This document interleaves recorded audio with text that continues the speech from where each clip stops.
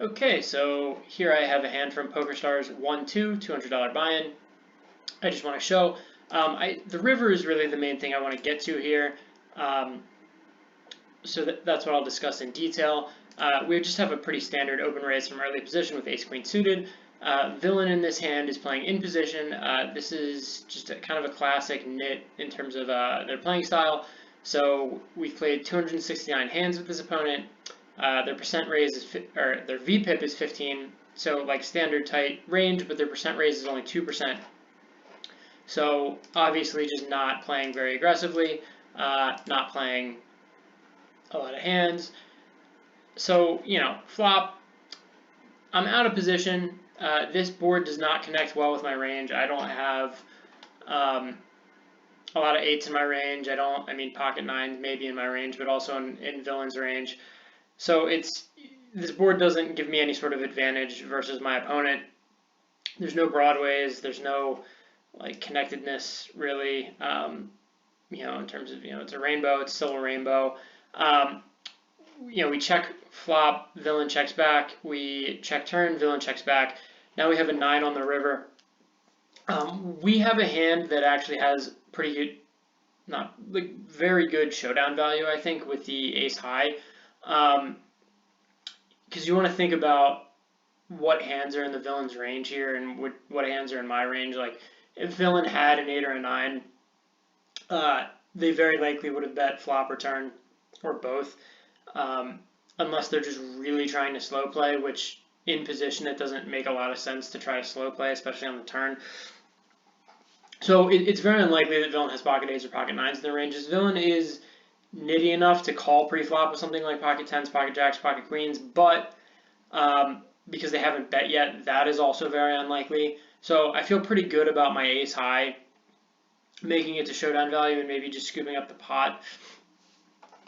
So we'll go ahead and look at what the opponent does here. The opponent goes ahead and bets, and they bet 6 big blinds into an 8.5 big blind pot. So this is a big bet sizing, and to me, the fact that, like I said, we went check on the flop, check on the turn, this signals kind of a bluffy bet to me, right? They're using a larger sizing, trying to steal the pot. It's possible they have a 9 and they just weren't comfortable betting it because they were worried about running into overpairs or pocket 8s. But that's a very limited part of their range. I think bluffs, their range consists of a lot of bluffs here, even though they are a nittier opponent.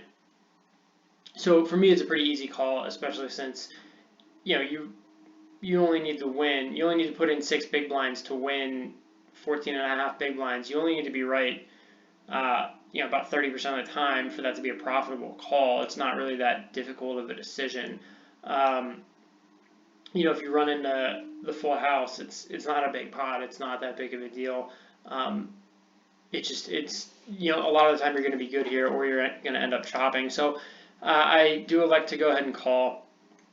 Villain flips over his hand to ace queen, and this is one of those where I just immediately thought, like, what a silly bet.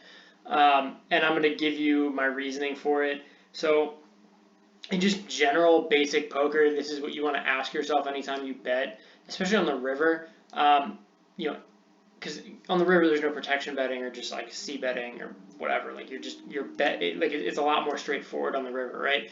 You want to ask yourself, am I betting as a bluff or am I betting for value?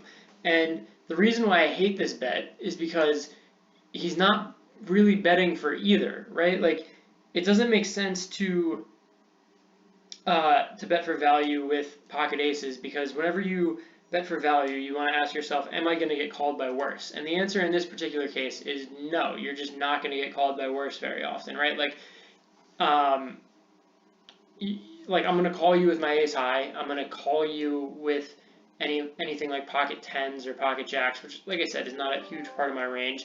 I'm going to call you with basically anything that has you tied or has you beat, and I'm going to fold out anything that's worse. Like, I'm not going to call here with just like jack queen offsuit. That doesn't make any sense. I'm only going to call you if I feel like I have some showdown value. Maybe I'll call with a king on occasion, but a lot of the time I'll just dump the king because I feel like I'm beat.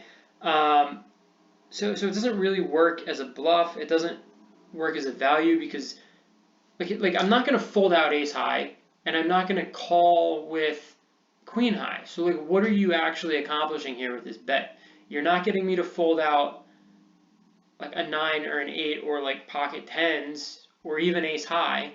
So it's not a good bluff. It's not a good value bet because I am going to fold out all those worse hands.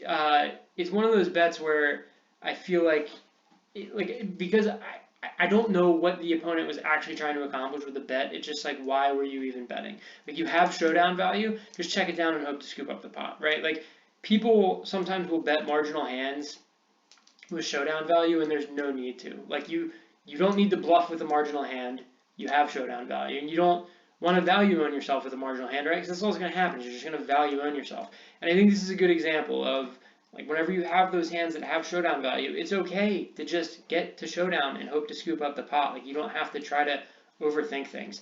So, I think it's just important to review these hands just to see why it's kind of fishy for the villain to play that way, kind of understand how certain opponents are going to play, and then also for anybody who's trying to improve their poker, I think it's important just to call out these fishy things that people do, so that way if you're in that spot and you're thinking, ooh, maybe I should bet, at least you think twice about, well, wait, why am I actually betting here, right? Like, I think sometimes we overthink poker and we bet in spots we shouldn't, and like the river, it's very simple. You bet as a bluff or you bet for value, and in this case, the bet didn't accomplish either, right? And like, even to simplify it, going to other streets, like you bet for value, you bet as a bluff, usually as a semi-bluff, not just a pure bluff, unless you're c-betting on a board that connects with your range way better than your opponent's, where you think you can get your opponent to fold out pretty easily.